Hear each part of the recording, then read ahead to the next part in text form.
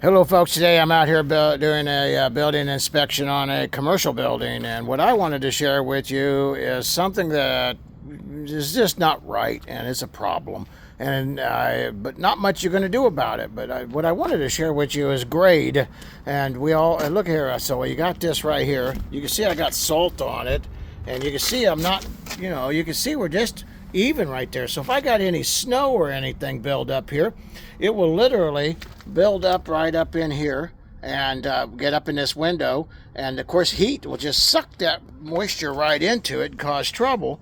And also, as you can already see, I got a crack in my sidewalk or patio here from the moisture getting in behind it. Of course, this salt is great for tripping, but it's just a heck on the material on your patio. It's just like right there. See, I mean, you can see where the salt is just literally eating my patio away, and that just it does. But now see this right here, this is even worse. The grade's up so high that, I mean, it's literally going in the building. So when I get inside here, we will be looking to see what all problems that we have. This is why it's so important that we get our grade down 6 to 8 inches below the top of the foundation, let alone the top of the floor. Now, this is, I mean, it may look pretty, but it's a pretty bad deal, and it's going to be a problem. So when I get inside, we'll definitely take a look at it and see what's going on.